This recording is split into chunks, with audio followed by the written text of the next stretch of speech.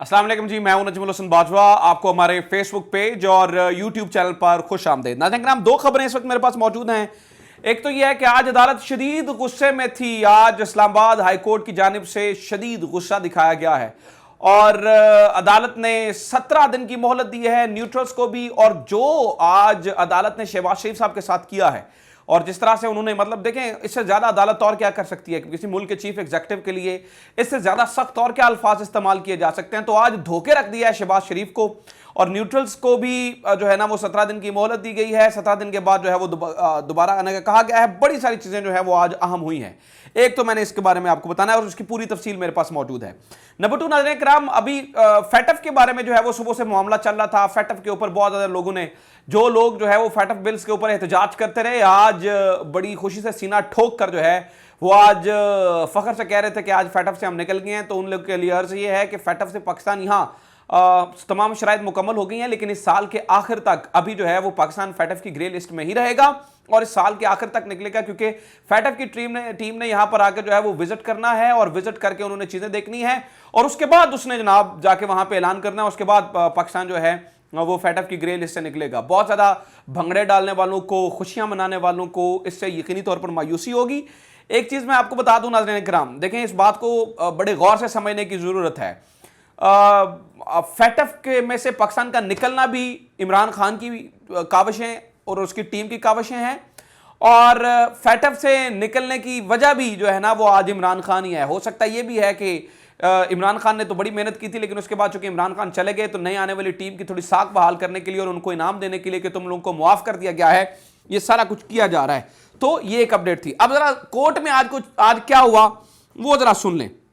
लापता अफराद का केस चल रहा था तो इस्लामाबाद हाईकोर्ट ने जो आज सबसे बड़ी स्टेटमेंट दी है, उन्होंने कहा जनाब वज़ीर आज़म कह दें कि जबरी गुमशुदगी में वो बेबस हैं।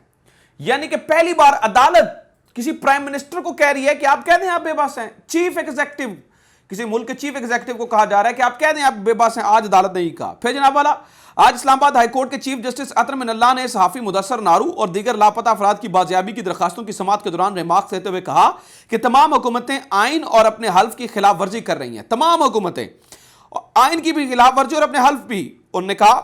और क्या यह अच्छा लगेगा कि अदालत मुल्क के चीफ एग्जीक्यूटिव को इस बारे में समन करे? उन्होंने कहा या तो वज़ीर आज़म कह दे कि वो जबरी गुमशुदगी के मामले पर बेबस हैं और अगर ऐसा नहीं तो फिर कानून इन्हें जिम्मेदार ठहराता है। यहां पर अदालत का मूड देखिएगा। फिर जनाब वाला, उन्होंने कहा कि जबरी तौर पर लापता अफराद की बाजियाबी के लिए कोशिश नहीं की जा रही। बेंच के सरबराह का कहना था कि अदालत जबरी गुमशुदगियों का जिम्मेदार किसको ठहराए या फिर अदालत को यह वाज़ेह तौर पर बता दें कि रियासत के अंदर एक रियासत मौजूद है। यह बड़ी बात की है, अदालत कह रही है, या फिर हमें बता दें कि रियासत के अंदर एक और रियासत मौजूद है। उन्होंने कहा कि मुसल्लह अफवाज, पुलिस और खुफिया इदारों पर जबरी गुमशुदगियों का इल्जाम लगाया जाता है। अदालत ने डिप्टी अटॉर्नी जनरल से इस्तफसार किया कि वो बता दें आज तक जितने लोग जबरी तौर पर गुमशुदा हुए हैं इनमें से किसी एक के केस के बारे में बता के कि इस मामले में कौन मुलव्वस है। आप बताते तो सही। अदालत कह रही है आप बताएं कौन मुलव्वस है, आप इस बारे में बताएं, आप जवाब क्यों नहीं देते हैं?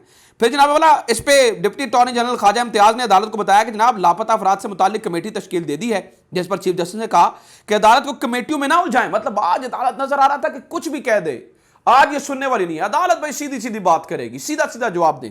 तो अदालत ने कहा कि जनाब आप हमें कमेटियों में मत उलझाएं। वफाकी हुकूमत यह बताया कि उन्होंने अब तक क्या एक्शन लिया है।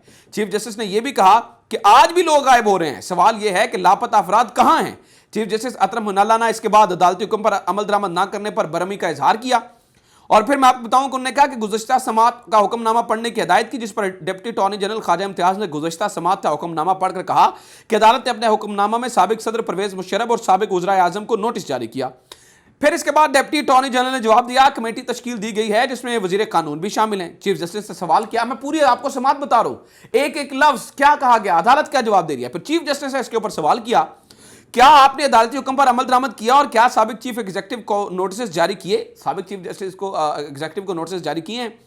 उन्होंने कहा कि अदालत ने अपने एक एक हुक्म पर अमल दरामद चाहती है और क्या यह अच्छा लगेगा कि अदालत मुल्क के चीफ एग्जीक्यूटिव को तलब कर ले। उन्होंने कहा कि 25 मई को इस हुक्मनामे के बाद कितने लोग उठाए गए और इस मामले पर अब तक टीवी चैनल्स पर कितने प्रोग्राम हो चुके हैं, आप इस बारे में जवाब दें। टीवी चैनल पर कितने प्रोग्राम हुए, कितने लोग उठाए गए, क्या आपको इस बारे में पता है? फिर लापता अफराद के मुकदमे की पैरवी करने वाले वकील कर्नल रिटायर्ड इनामुर रहीम एडवोकेट ने कहा कि अदालत का फैसला बहुत वाज़ेह था, उन्होंने इन्हें टीवी पर आने की इजाजत नहीं। उन्होंने कहा कि मुल्क की तमाम हाईकोर्ट्स लापता अफराद से मुतालिक अहकाम, ये बड़ी बात आज ये भी कहा उन्होंने कि जो ये वाला मामला है इसके ऊपर तो आप टीवी पे नहीं आ सकते। मैं आपको अदालती कार्रवाई पढ़ के सुना रहा हूं। फिर उन्होंने कहा कि जनाब मुल्क की तमाम हाईकोर्ट्स लापता अफराद से मुतालिक अहकाम जारी कर रही हैं और हुक्मरान एक कान से सुनकर दूसरे कान से निकाल रहे हैं। अदालती अहकाम पर अमल दरामद नहीं हो रहा है। यानी फिर इसके बाद deputy attorney general Khawaja Imtiaz का कहना था जी बाज लोग खुद भी चले आते हैं, जिस पर बेंच के सरबराह का कहना था कि रियासत तफ्तीश करके बता दे कि कौन लोग खुद गए हैं। मतलब ये जो मौकफ है ना आपका कि बजाता खुद लोग चले जाते हैं, उन्हें भी मतलब लिस्टों में डाल दिया जाता है और अदालत के लिए बड़ी मुश्किल होती है। तो अदालत कह रही है आप इन्वेस्टिगेट करें, आप इन्वेस्टिगेट करें और बताएं कौन खुद गया। ठीक है, इसके ऊपर चीफ जस्टिस ने अपने रिमार्क्स में कहा कि डिप्टी अटॉर्नी जनरल 25 मई को अदालती ऑर्डर पर अमल दरामद से मुतालिक मुतमिन नहीं कर सके और अदालती हुक्म पर अमल दरामद ना करने की वजह से बादियों नजर में हुकूमत नाकाम रही। उन्होंने कहा कि इस स्टेज पर अदालत पर जाहिर हुआ है कि वफाकी हुकूमत ने लापता अफराद के मामले को संजीदगी से नहीं लिया। बेंच के सरबराह का कहना था कि वजारत दाखिला 25 मई के इसके हुक्म पर अमल दरामद यकीनी बनाए, इस केस में मजीद कोई इल्तवा नहीं दिया जाएगा।